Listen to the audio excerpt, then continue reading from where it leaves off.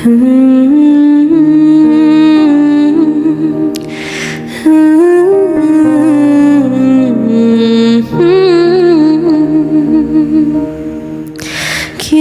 هذه الأرض ما تكفي مساحة لو نعيش بلا سماحة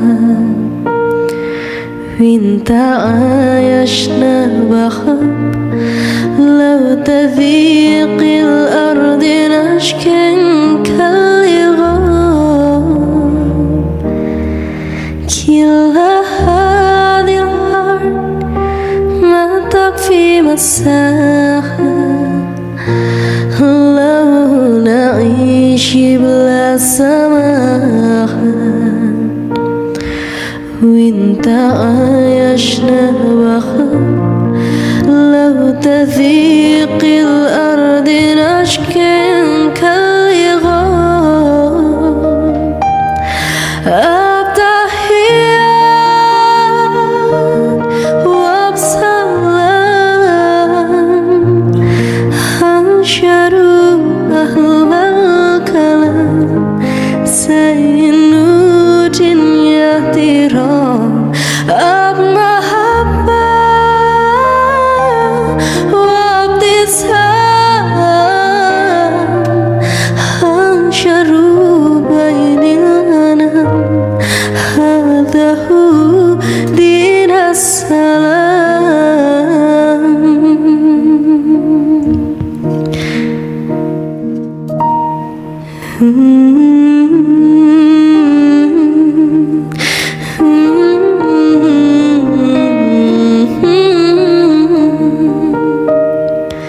كلا هذه الأرض ما تكفي مساحة لو نعيش بلا سماحة. Kita masuk ke part 2. Bismillahirrahmanirrahim. Wak badu, lebih dalam lagi ya. Ini kaitannya dengan yang tadi nih. Tahu? Nafsun. Nafsun tahu? Nafsun artinya jiwa. Quran menyebut jiwa itu namanya nafsun. Tanam ya, nafsun. Nafasun artinya apa Pak? Nafasun. Anfus, angok, nafas. Nafsun jiwa, nafasun napas, gampang ya. Nah. Terlihat jelas nggak bahwa ada hubungan yang erat antara jiwa dan napas? Kata-katanya hampir dekat kan? Yang satu nafsun, yang satu nafasun. Jadi terlihat jelas pasti jiwa itu terkait dengan angok antum. Wah, makanya ado manahan diam tekan tui. Gitu. Makan jiwa. Ya, nah itu dia. Jadi bukan main-main disimpan diam, bukan terkait jiwa. Taharo, tahan, saum, tahu saum? Itu nggak dipraktekin sama orang sekarang. Ya, saum Pak. Terlihat ya, nafsun, nafasun ada hubungan? Ada, sangat erat tuh. Antara jiwa dan napas pasti ada hubungan. Jadi kalau melihat jiwa seseorang, lihat aja angoknya. Lihat aja napasnya. Benar Pak? Semakin tenang jiwanya, maka semakin stabil cara bernapasnya. Sepakat? Logikanya kan gitu. Semakin tersengal-sengal, semakin pendek napasnya, bisa TBC, itu faktornya dari jiwanya nggak benar. Ya, gampang sekali masuk penyakit. Semakin tegang jiwanya. Orang marah gimana Pak? Sama orang yang nggak marah. Beda jauh kan? Ngelihatnya dari mana Pak? Mukanya merah. Enggak Pak, napasnya dulu. Bener gak? Batal. puasanya batal tuh. Nah, ya. Benar Pak, marah itu batal. Nah, jadi kaitannya ke situ. Kita bedah lebih dalam. Filosofi napas itu begini, bro. Filosofinya ya, menerima oksigen dengan nyaman. Tuh. Itu cara kita mengatur napas, mengatur jiwa. Yaitu terima oksigen itu tidak terburu-buru. Nyaman, terima kasih kepada Allah. Allah. Alhamdulillah. Itu. Ya. Kalau tiap hari kayak gitu nggak bisa kerja kita. Salah bro. Kalau udah terbiasa Allah tahu tuh. Itu ilmunya. Menerima oksigen dengan nyaman, menahannya bila perlu saja. Bila perlu saja, jangan serakah. Coba tahan napas tuh jadi orang yang serakah. Lo timbun saudara. Tahan selama-lamanya mati antum. Itu kata Nabi loh. Kata Allah gitu loh. Tahanlah bila perlu saja, maka puasa nggak ada puasa 3 hari berturut-turut. Tahu antum menahan tuh nggak mampu, karena bisa mati, bener gak? Angok di situ Pak. Jiwa tuh begitu. Lalu lepaskan perlahan-lahan, maka akan keluarlah karbon dioksida, racun. Jadi nggak perlu dokter. Alhamdulillah. Buang. Keluar penyakit. Anti body itu dia. Apalagi diisi dengan kalam Allah. Gak percaya. Tarik, simpan, tahan, tahan, tahan. Mengkaretik tahan tua, dia serakah. Wah, lape dari muncung. Buang penyakit itu. Apa itu Pak? Diajarin sama Allah di puasa. Menahan ke materi, menahan ke kehendak, menahan benci. Betul kan? Coba renungkan, benar nggak? Maka yang keluar, kalau antum berpuasa, racun-racun hubud dunia. Fitrah. Artinya, inti dari jiwa dan napas adalah agar kita belajar dengan baik tentang 3 hal. Belajarlah dengan napas dulu, nanti ngerti puasa. 3 hal dari napas itu dengan baik. Itu jiwa antum. Penerimaan oksigen dengan benar. Kemelekatan menempel. Bila perlu saja jangan serakah. Namanya kemelekatan itu menahan. Jangan ditahan, jangan malengket sadonyo. Yang ketiga, keberlepasan karbon dioksida. Itu puasa. Setuju? Dapat di luar kaji itu? Di awal diamalkan? Dipraktekan? Klinik praktek tuh. Puasa. Bernapas adalah aktivitas yang paling sering kita lakukan, tapi paling sering kita tidak sadari. Setuju? Padahal itu jiwa tuh. Napas begitu dekat dengan diri kita, bro. Tapi sering tidak kita sadari. Paling dekat itu napas dengan diri kita. Di sana ada pelajaran kesadaran di dalam napas itu. Napas bahasa Arabnya tadi disebut nafasun dari Allah. Sedangkan diri kita itu bahasanya, bahasa Arabnya nafsun, nafsu. Napas bahasa Arabnya nafasun, diri, jiwa, nafsun. Angku itu nafsun. Hidupnya dengan nafasun, jiwa. Ya, Hampir sama kan? Hampir sama nggak?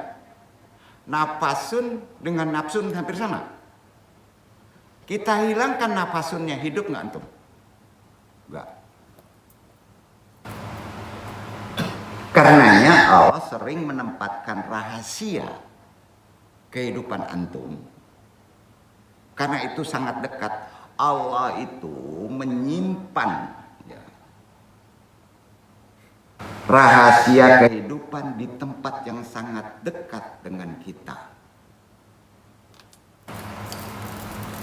Mana Pak? Coba kalau bini malataan, ya, dia ada hawa, awak tungging balik mencarinya sampai ke atok Pak, diobrak abrik. Padahal kadang-kadang dia letakkan di saku baju awak seorang Pak. Betul nak? Maka kalau ingin berrahasia, jangan jauh-jauh meletakkannya. Allah meletakkan rahasia itu yang paling dekat dengan diri antum, itu sirru. Napasun. Isi dengan zikir. Allah. Allah. Ya. Betul? Semuanya praktiknya di mana, Pak? Puasa, menahan. Inti menahan itu kan bahaya, Pak, kalau kita tidak paham. Allah sering menempatkan rahasia kehidupan di tempat yang sangat dekat dengan kita, yakin? Sehingga kita jarang menyadarinya. Larinya kemana-mana, Pak. Padahal Allah naruh rahasia di diri antum, paling dekat Allah, tidak jauh dari antum. Beresin aja tuh yang membuat antum hidup. Sehingga kita jarang menyadarinya. Karena kita mencari rahasia Allah itu jauh-jauh. Ternyata kalau kita menyadari pola napas yang dituntun oleh Al-Quran secara khafi, insya Allah hidup kita akan sangat berkualitas dan akan selalu diberi petunjuk oleh Allah. Yakin? Yakin? Ada di Quran loh bro. Renungan kita selanjutnya dong perdalam lagi, mau dong perdalam ya, terkait puasa.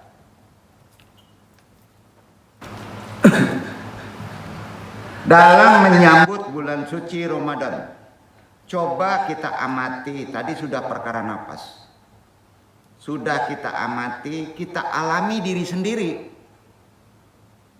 Lihat, alami oleh diri sendiri, maka akan timbul keyakinan bahwa kita semua yang sudah berusia balik, ini ya, kalau nggak ngerti nafasun, nafas jiwa, ya, gimana cara menahan, membuang kekotoran, ya. Ulang, amati, alami sendiri. Maka kalau kita amati, kita alami sendiri, kita praktekkan sendiri, akan timbul keyakinan bahwa kita semua yang sudah berusia balik ini, yang khusus yang balik ya, sebenarnya memiliki sakit gilo jiwa. Nggak ada orang yang sakit jiwa. Antum sadari sakit jiwa, padi benar kajian lu? Iyo. Kan sakit jiwa gilo Pak. Nggak enak, jangan ngomong, nanti kalau jadi ulama jangan sebut kayak gitu, ditimpuk sama orang. Sesungguhnya manusia, sesoleh manusia sebenarnya sakit jiwa. Selama di dunia pasti dikasih sakit jiwa. Kalau sakit jiwanya kelihatan, udah hilang tuh Pak. Hukum taklif. Nggak diajak Pak, maka jadi gilo sila. Enak kajinya Pak. Sesungguhnya orang yang balik zaman sekarang dari zaman dulu adalah sakit jiwa pas ditaruh di dunia. Hanya saja kadar sakitnya agak beda-beda, ada makomatnya. Ya. Pasti semua kena sakit jiwa. Cuman kadarnya beda-beda, ada yang tinggi, ada yang menengah, ada yang tinggi mana. Betul? Nah. Gimana Islam menterapi sakit jiwa di dunia ini dengan metode puasa? Natural sakit jiwa itu bro. Jadi kalau nggak ada yang sakit jiwa, ada normal, nggak sakit, nggak gilo tuh. Halun ngaji spiritual tuh. Jangan berang, naturalnya begitu. Kadarnya aja yang beda-beda, sesuai dengan pergaulan. Sesuainya dengan pergaulan, Pak. Makin tinggi pergaulannya aneh, sakit jiwanya bisa tinggi tuh, Pak. Agamamu, temanmu. Pendidikan terkait juga tuh. Pola pengasuhan didikan dari kecil. Memori genetik yang diturunkan dari orang tua. Kena sakit jiwa semuanya, Pak. Ya, karenanya ibadah saum, ibadah puasa sebenarnya proses terapi penyembuhan orang yang sudah mempunyai sakit jiwa dengan kadarnya. Jadi saum itu kan proses terapi penyembuhan diri kita sendiri sebelum kita mati. Ya. Sebelum kita mati, yaitu sakit jiwa kita diperbaiki oleh puasa. Pusing kan nih? Enggak ya? Ya. Istilah populernya itu yang disebut bahasa Qur'annya tazkiyatun nafs. Tunggu. Ada kaitan dengan anfus dan jiwa. Ya, tazkiyatun nafs. Bahasa mudahnya gini, Ustaz yang jelasin, tazkiyatun nafs itu pemurnian jiwa. Dimurnikan jiwa kita. Bila jiwa kita sudah dimurnikan oleh Allah, maka kita disebut syahid. Apa itu syahid? Syahid adalah mesti cita-cita antum tuh. Akhlak mulia yang kita cari. Pasti syahid itu baik. Mati syahid, matinya murni. Ya. Karenanya ada doa seminggu lawan dari doa menyambut Ramadan. Doanya tadi. Ini dia doanya. Allahumma inni attaqabalu hadal alama wa atarifu bidafi wa surati tataturi wa yasuru liya sabra wa yasirri liya gufrana wa firli wa ahabani wasfani min kulli da'in jasadi wa nafsi wala takbit ruhi qabla antu tohiro nafsi bimakfiratika innaka antal ghafurur rahim. Itu doanya seminggu berturut-turut. Yang tadi sambut Ramadan, kemudian minta doa ini yang artinya ya Allah, saya terima rasa sakit.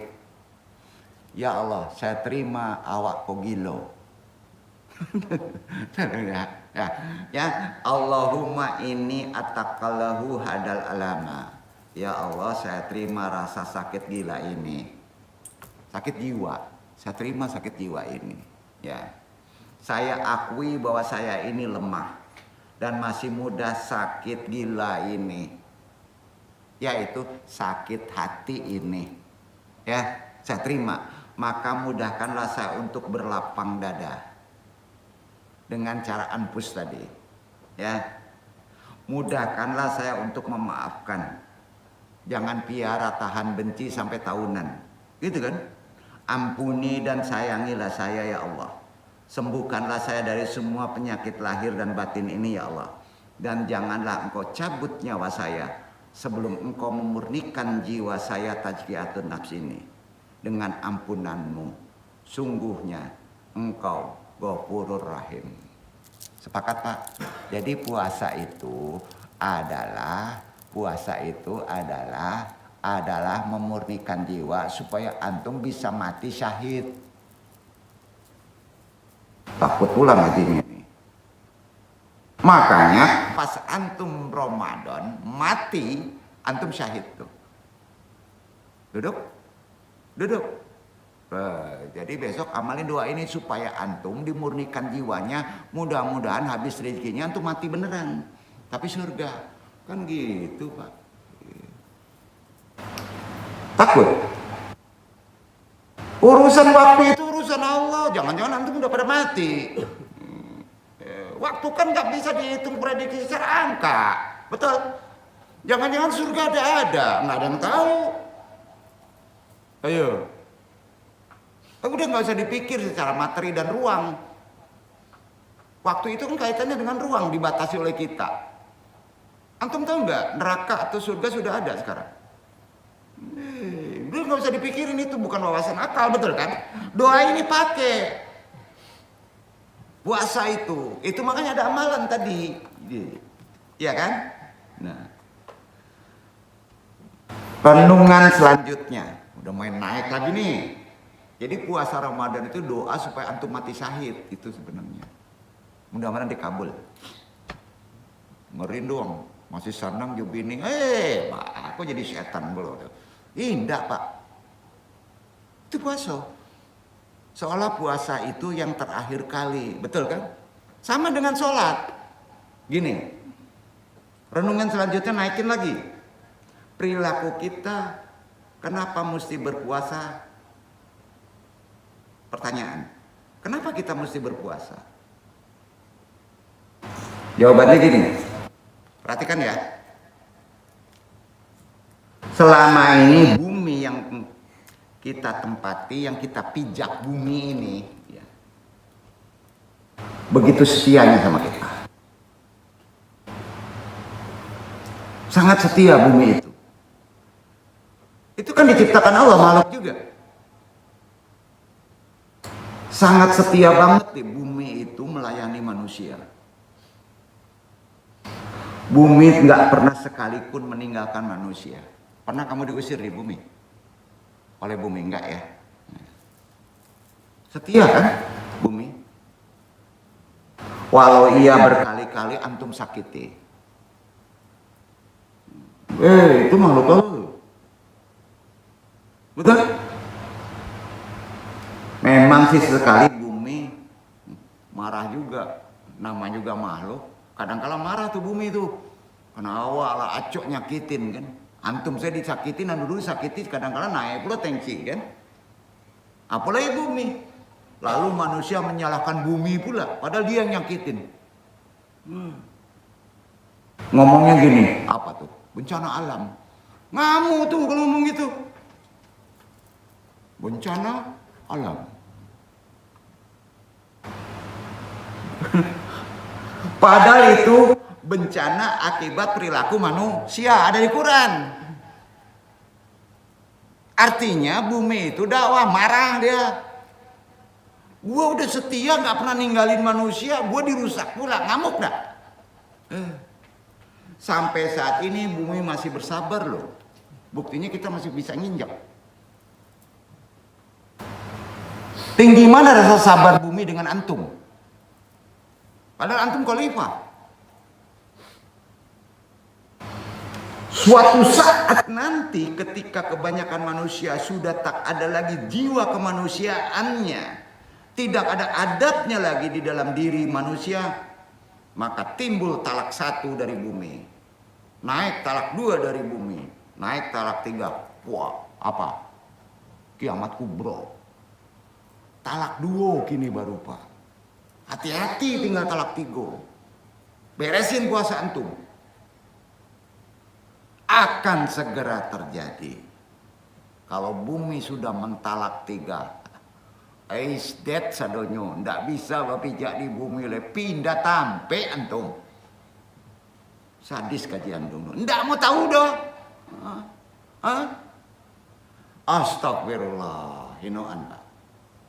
Beresnya selesaikan di bulan Ramadan itu. Tahan jolim antum. Baik ke orang lain, baik ke batu, baik ke tanah. Gitu puasa yang keren. Tahan. Jangan sampai bumi mentalak kita talak 3. Kan gitu. Ada talak pribadi loh pak. Antum dikasih, antum aja yang kena dengan talak 2-nya. Ada yang masuk ke talak 3 tapi pribadi, nggak semuanya. Itulah begitu hukum-hukum alam sunatullah tuh. Sampai nggak pak? Makanya disebut sakin. Hati-hati Ramadan. Ya, hati-hati Ramadan. Tuh. Nggak akan dibantu loh selawatnya dari bumi untuk menolong antum. Kemarin kajinya tuh. Karena itu ibadah puasa itu menghasilkan keteraturan disiplin. Betul? Bangun sahur, ya, betul? Harus sunnah, nggak boleh nggak sahur, karena di sana ada berkah. ada membantu itu alam semesta, memberi rezeki. Sangat sabar mereka. Jadi puasa itu keteraturan disiplin hidup yang benar. Kalau boleh bertanya, interaksi. Antum semua Ikhwan di sini lebih suka bersahabat dengan orang yang bebas. Nung tanya nih, antum sukanya bersahabat dengan orang yang bebas, yang tidak terikat dengan aturan manapun, atau antum berteman bersahabat dengan orang yang sangat terikat dengan peraturan?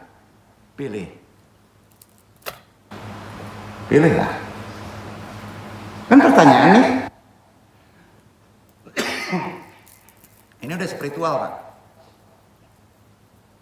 Suka yang kepada yang bebas atau suka yang orang yang teratur, gitu aja. Mungkin saja kita akan menjawab begini. Jangan dijawab dulu karena jawabannya harus melalui Quran. Ini. Saya senang bersahabat dengan orang yang teratur, tapi enggak saklek-saklek amat lah. Kadangkala ada bebas dikit, bener nggak? Ya kan itu ya. Nah. Atau mungkin pula kita akan menjawab, saya senang bersahabat dengan orang yang bebas, tapi tahu diri dan masih tahu aturan. Bisa juga kayak gitu. Begitulah manusia. Nggak berprinsip. Ya. Satu sisi menginginkan kebebasan dalam hidup dan sisi lain menginginkan keteraturan, betul? Kan nggak punya prinsip, Pak. Betul kan? Jujur kita. Apa jadinya jika di jalan raya tidak ada aturan rambu lalu lintas? Jawab. Di tol. Nggak ngikuti aturan. Apa jadinya, Pak? Bahasanya begini. Setiap pengemudi bebas menjalankan kendaraannya tanpa terikat aturan apapun. Apa jadinya jika siapapun yang berada di jalan raya dipaksa untuk mengikuti aturan yang ada dan setiap pengemudi tidak punya kebebasan hak untuk menentukan arah tujuan perjalanan? Jalan lurus, dia balik. Terserahlah. Arahnya pokoknya dibebasin, nggak ada arahnya. Tidaklah mudah menghadirkan titik temu antara kebebasan dan keteraturan. Tidak mudah. Jadi jangan mendektum antum ini, saya suka dengan orang yang teratur. Enggak juga arif antum. Sulit, Pak. Selama antum sakit jiwa sulit, Pak. Ya, itu sulit, Pak. Prinsip itu sulit. Ya. Paham ya? Pasti antum berkelindan di antara pengen bebas, pengen teratur. Padahal kebanyakan manusia itu menginginkan kebebasan. Jujur.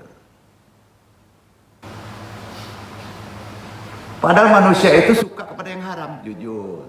Yang halal susah katanya. Aduh, dia, gitu. Ya. Jadi menginginkan kebebasan. Padahal bencana akibat perilaku manusia sampai saat ini bumi masih bersabar. Sama kajinya kok. Pusing. Pusing kan? Jadi tidak menyukai ketidakteraturan. Wah. Sebagian orang sering berpikir enak ya jadi burung. Enak jadi burung. Burung kan bebas, Pak. Terbang kemana aja. Bisa terbang bebas. Padahal renungkan ilmunya. Puasa nanti. Menjadi burung tidak bisa berjalan dengan leluasa. Enggak. Tidak bisa berenang apalagi menyelam. Sampai nyaman bisa burung nyelam, berenang. Enggak. Jadi menurut kita, alam semesta ini didesain teratur atau bebas? Jawab. Ini spiritual. Alam semesta ini, ya, Didesain oleh Allah ini teratur atau bebas? Jawabannya teratur. Teratur. Jawabannya teratur. Betul kan? Kan ada di Quran. Allah yang ngatur, sangat tertata rapi. Ngikutin tuh alam tuh. Bukankah kalau kebebasan masih menjadi bagian dari passion kita, pertanda bahwa kita tidak bisa menyatu dengan semesta? Antum juga harus teratur, maka semesta juga akan membantu antum. Duduk nggak? Tuh, bukankah ketegangan hidup ini hadir dikarenakan kita memiliki keinginan untuk hidup bebas? Renungkan, kita hanya bisa terbebas dari berbagai bentuk belenggu kehidupan hanya bila kita berkenan untuk hidup teratur menurut tuntunan yang ditunjukkan ilahi. Karenanya, termasuk keteraturan, siang hari yang halal jadi haram kalau dimakan. Duduk. Tuh, dia. Itu sebabnya mudah-mudahan setelah 1 bulan kita nanti kalau sampai dibersihkan jiwa kita oleh Allah dengan mengikuti aturannya, napas kita mesti gimana, menahan kita seadanya, ya. Pelekatan kita jangan serakah, membuang oksigen kita, ya. Di bulan Syawal bersih jiwa kita selama bulan Ramadan, maka di 1 Syawal kita merayakan Idul Fitri, kan gitu? Merayakan, salah jawabnya merayakan. Sejatinya gini nih, ini perlunya ilmu. Antum nggak boleh pesta, sebentar saja menahannya. Menahan itu harus sebentar, jangan kebanyakan. Mati antum nanti. Idul Fitri sejatinya bukanlah perayaan kemenangan. Ini banyak salah ulama menyampaikannya. Idul Fitri kita merayakan kemenangan. Bukan. Sebab saat itu kita tidak sedang menang. Bukan menang melawan setan. Why? Karena saat itu setan kan sedang dibelenggu bulan puasa. Ada di hadis. Betul kan? Mau menang dah. Saya menang merayakan kemenangan dari setan. Why? Setan aja dibelenggu, gak ganggu kita. Ada pula yang menyebut, saya menang dari menawan hawa nafsu diri sendiri. Why? Ayo. Salah pemahaman, pakai spiritual yang sebenarnya. Melawan setan. Karena saat itu setan dibelenggu kan? Juga bukan kemenangan melawan hawa nafsu. Sebab di saat bulan Ramadan, hawa nafsu dilemahkan puasa kan? Betul kan? Kan dilemahkan. Jadi merayakan Idul Fitri itu hanya disunahkan 1 hari, menahannya sebentar. Perayaan Idul Fitri kan sunahnya cuma 1 hari, Pak. Merayakan Idul Adha disunahkan berapa hari, Pak? 4 hari. Perayaannya 4 hari. Menang mana? Idul Adha, Idul Fitri sehari. Takbir Idul Fitri hanya disunahkan sebelum sholat Id, betul? Ya. Sedangkan takbir Idul Adha hingga 4 hari lamanya, betul kan? No. Idul Adha lebih layak disebut hari kemenangan. Bukan Idul Fitri. Idul Fitri menahan sebentar. Itu disebut berbuka. Ya, sebab saat itu Nabi Ibrahim alaihissalam ya, berhasil mengalahkan godaan setan dan berhasil menundukkan hawa nafsu, yaitu kemelekatan cinta kepada Ismail. Hawa nafsu kan, sayang kepada anak. Endingnya Allah ganti Ismail dengan kibas. Kalau kini jawi, kambing, dabi. Nggak anaknya kan? Ya. Untuk disembelih lalu dimasak, dimakan ramai-ramai. Idul Adha adalah hari raya makan-makan. Idul Adha berbagi daging hewan kurban bersama fakir miskin, betul? Sunahnya. Itulah hari raya yang penuh dengan kemenangan, Idul Adha. Berbeda dengan Idul Fitri, bro. Yang mana kita hanya dikasih space 1 hari untuk merayakannya. Sudah itu selesai 1 hari berbuka, ya. Disunahkan segera saum Syawal 6 hari. Ayo. Space-nya tuh 1 hari. Tahan. Sudah itu diperintahkan puasa 6 hari. Lakukan lagi amalan selama 6 hari. Karenanya Idul Fitri memiliki makna membelah, membuka saja. 1 hari space-nya sebentar. Bukan kemenangan. Hanya membuka. Karena itu Idul Fitri maknanya membelah, membuka. Idul Fitri adalah hari raya berbuka. Space 1 hari. Bukan kemenangan. Duduk. Jadi kalau antum selesai sampai Idul Fitri tidak dilanjutkan ke 6, antum tidak boleh berhari raya makan-makan. Gitu, bro. Itu ajaran spiritual. Karena apa? Memiliki makna suci bersih Fitri itu. Dari 30 cuma sehari, belum tentu bersih. Idul Fitri merayakan tentang kebersihan jiwa kita. Dan tentu saja cara terbaik merayakan jiwa sampai sempurna dibersihkan adalah menikmati nomen kebersihan jiwa selama mungkin. Kan gitu seharusnya. Bukan malah mengotorinya di Idul Fitri. Tidak puasa 6 hari lagi. Maka dengan begitu antum kalau tidak mengikuti sampai kurban, antum masuk kotoran hubudunnya lagi. Percuma 30 hari.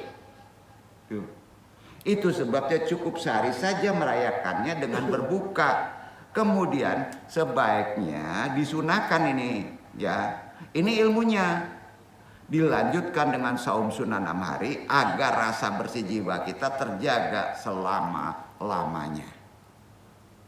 Itu poin untuk menjaga selama-lamanya. Jadi kalau 30 hari menang antum hanya 30 hari, Pak. Kalau dibantu dengan itu selamanya antum akan aman, Pak. Dibersihkan jiwanya, Pak. Itu dengan 6 hari. Agar bisa bersih selamanya hingga setara setahun bahasa di Qur'annya. Seolah-olah antum kalau dilanjutkan dengan kurban puasa 6 hari Syawal maka antum seperti puasa setahun. Hadis. Konsep setahun ini konteksnya adalah selamanya, Pak. Ya, itu berbuka dari puasa Ramadan hakikatnya adalah berbuka dari rasa benci. Tuh. Renungkan. Berbuka dari benci, berbuka dari rasa kecewa, berbuka dari rasa marah, berbuka dari rasa gelisah, berbuka dari rasa takut, berbuka dari rasa khawatir, berbuka dari rasa sedih, berbuka dari rasa trauma, berbuka dari rasa kekikiran sampai likaring, berbuka dari berbagai keburukan jiwa lainnya. Itu mengapa orang yang mampu berbuka lahir batinnya maka jiwanya akan menjadi tenang. Idul Fitri memang layak digelari sebagai hari raya ketenangan. Itu yang benarnya. Tenang. Tenang, hari rayanya ketenangan. Itulah hakikat dari zikir jahar dan kofi. Diriwayatkan dari Abu Hurairah radhiyallahu anhu, beliau berkata, Rasulullah SAW bersabda, la taqumu sa'atu hatta yataqarrabal zamanu. Tidak akan tiba hari kehancuran dunia hingga zaman berdekatan. Hadis riwayat Bukhari. Ada kaitannya. Diriwayatkan pula dari beliau radhiyallahu anhu, Rasulullah bersabda, Atakumu sya'atu hatta yataqarrabal zamani fatakuna sanatu kasyahri Wa yakuna syahru kal jum'ati wa takuna jum'ati kal yaumi wa yakuna yaumu kasya'ati wa takuna asya'atu katirokish asya'afati. Tidak akan tiba hari kehancuran dunia hingga zaman berdekatan. Setahun bagaikan sebulan, sebulan bagaikan sepekan, sepekan bagaikan sehari, sehari bagaikan sejam, sejam bagaikan terbakarnya pelepah pohon korma. Hadis riwayat Tabrani. Terasa sekarang? Kapatan bulan puasa, lah masuk ini puasa. Tanda apa Pak? Hancur dunia. Renungan kita ini penting kita renungkan. Sudah ada tanda-tanda itu, serius kita puasa. Ikuti sunnah Syawal. Ya. Karena kemenangan itu bukan di Fitri. Kemenangan itu pada Idul Adha. Betul kan? Nah, renungan kita selanjutnya kita tutup ini dalam ibadah Ramadan terkait dengan hukum waktu. Ramadan itu terkait dengan hukum waktu. Dulu banyak orang melakukan aktivitas yang disebut ngabisin sore, bahasa Sundanya ngabuburit. Betul? Dulu. Entah sekarang kalau ada ngabuburit bingung pula dong. Dulu itu udah manasak. Untuk menghabiskan waktu sambil menunggu azan maghrib, betul kan? Nah, tapi zaman sekarang walaupun masih ada udah mulai langka. Karena Allah yang mendidiknya. Udah jarang tuh ngabisin waktu sore. Karena waktu terasa cepat, Pak. Hadis tadi. Gimana mau ngebuburit? Waktu aja sejam seperti terbakarnya batang korma. Nah, tanpa ngabuburit pun ternyata azan maghrib udah menongol. Bener gak? Ayo, waktu sama. Itu spiritual. Udah kumandang tuh aja. Bahkan gak kerasa Ramadan sudah habis saja. Cobalah nanti. Rasanya belum dapat apa-apa kita tahu udah habis Ramadan. Salah satu yang membuat waktu terasa lama, jawab. Apa Pak? Salah satu yang terasa lama waktu itu apa Pak? Proses dan kebosanan. Paham itu? Yang membuat lama waktu itu proses dan kebosanan. Itu spiritual Pak. Ya. Maka menyiksa orang itu di prosesnya dibuat bosan Pak. Tuh. Ya, jadi gini. Hari ini mau apapun bisa cepat. Bisa? Dapur aja bersih terus Pak. Online aja nongol itu loh bakal ayam. Itu kan serba cepat. Teknologi canggih. Mau ngobrol tidak harus datang ke rumah. Benar? Tinggal telepon, chat, selesai. Pacaran juga begitu.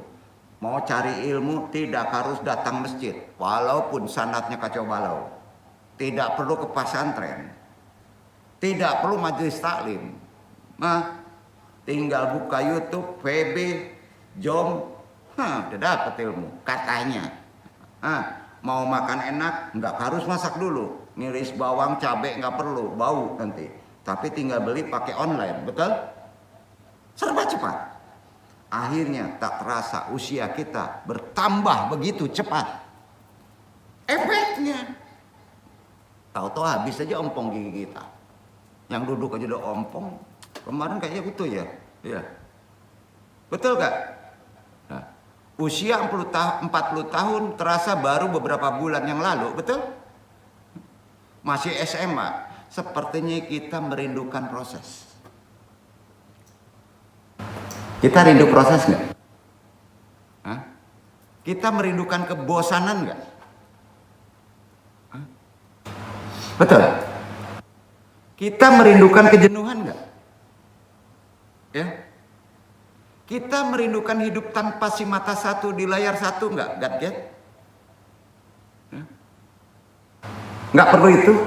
di balik proses, di balik bosan, di balik jenuh, ada berkah waktu dari Allah.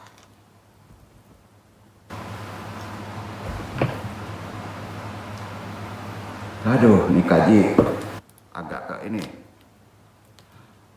Tapi dari kebosanan, dari proses ada keindahan, Pak.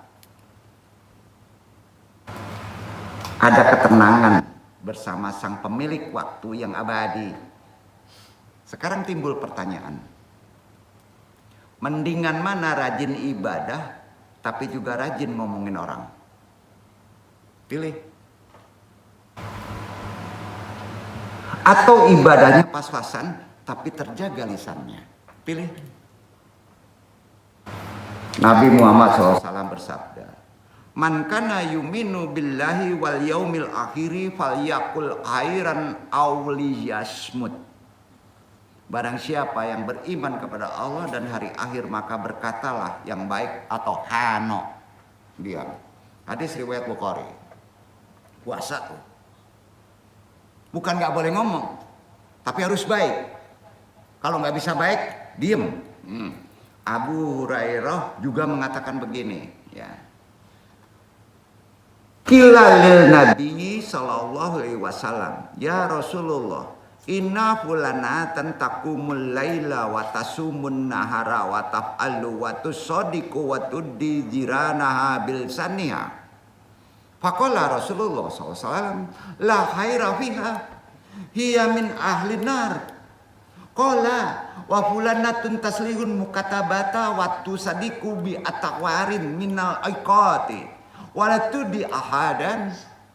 Faqala Rasulullah SAW, hiya min ahlil jannah.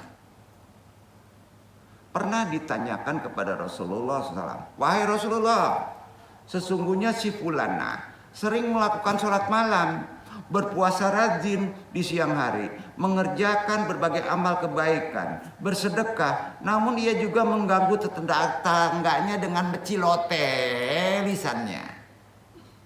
Rasulullah SAW bersabda, tiada kebaikan padanya, dia termasuk penghuni neraka. Ditanya lagi kepada beliau, sesungguhnya si fulanah yang lain hanya mengerjakan sholat wajib, ya, dan bersedekah hanya sepotong keju saja, dan ia tidak pernah mengganggu seseorang. Rasulullah SAW bersabda, dia termasuk penghuni surga. Hadis riwayat Bukhari. Amalin puasa.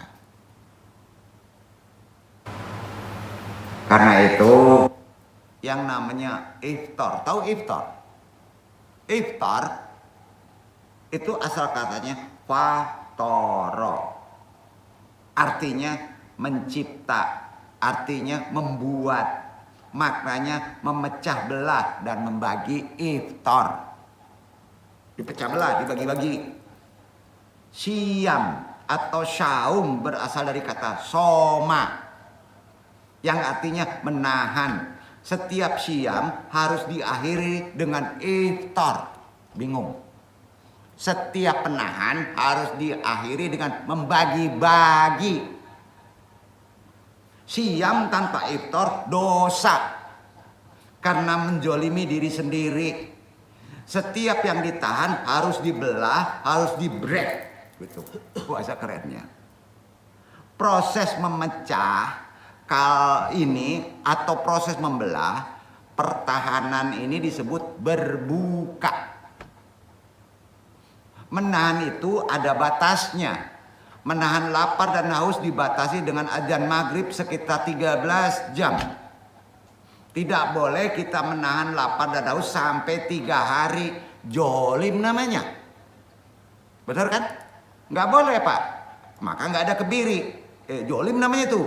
Kalaulah menahan lapar dan haus selama 13 jam, kita sudah cukup lelah, apalagi menahan benci. Tadi udah disebut. Nah, kalaulah berbuka dari rasa lapar dan haus itu nikmatnya tiada tara, maka dipertahankan, benci pun harus hilang. Karena puasanya kan rusak, ya, dan bisa batal. Dengan demikian, Idul Fitri bisa dimaknai kembali berusaha memecah, mengurai jati diri sampai terus dipecah belah, diurai menjadi nothing. pecah Idul Fitri nothing, ya, dibelah-belah, ya. Sampai ujung Idul Fitri, ya. Maksudnya begini, kita adalah yang disebut pertemuan antara jasad dan ruh. Kita ini pertemuan antara jasad dan ruh. Jasad adalah materi. Jika materi dipecah-pecah, materi diurai, maka ia akan menjadi molekul. Dipecah lagi menjadi atom, dipecah lagi menjadi partikel, dan seterusnya. Hingga akhirnya menjadi nothing, zero, tiada, nafi, isbatan. Ya, kecuali yang tersisa hanyalah ruh. Bukan gak ada, yang tersisa ruh. Itulah tiupannya, bukan Allah. Ruh itu tiupannya dari Allah. Itulah kembali menjadi fitrah. Di sebuah kondisi di mana ruh kembali menjadi pemimpin. Bukan akalmu, bukan nafsumu, bukan jiwamu, tapi ruh. Tiupan dari Allah yang menjadi pemimpin. Ya, itulah terakhir di fitrah. Maka antum harus melakukan pengorbanan materinya dengan kibas tadi. Maka antum menang. Fitrah sebuah kondisi di mana ruh kembali menjadi pemimpin sang tubuh, yaitu ketika ruh menjadi driver, leader dari sang pikiran, perasaan, prasangka, dan jasad penampilan. Itu sebabnya setelah Idul Adha, ya, antum sebetulnya sudah seperti bayi lagi. Paham? Karena selama masuk lagi ke dunia, antum sakit jiwa lagi. Diberikan tajkiyatun nafsnya lagi. Natural, bro. Jangan marah disebut gila. Ya, makanya ada ruh, jadikan river. Caranya tadi dipecah belah dengan nafi isbatan. Sampai mudah-mudahan ini ada gunanya kali ini untuk persiapan kita Ramadan. Ada amalan. Salah satu amalan yang dibaca dengan menyambut Ramadan membantu kita sebagai wasilah, kemudian kita memohon memecah belah materi kita, maka insya Allah ya kita menjadi manusia yang akan disyahidkan. Wassalamualaikum warahmatullahi wabarakatuh. Waalaikumsalam warahmatullahi.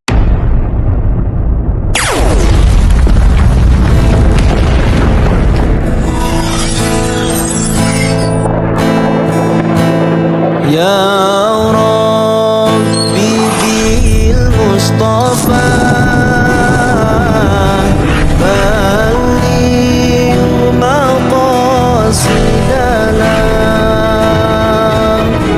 waghfir lana ma madaa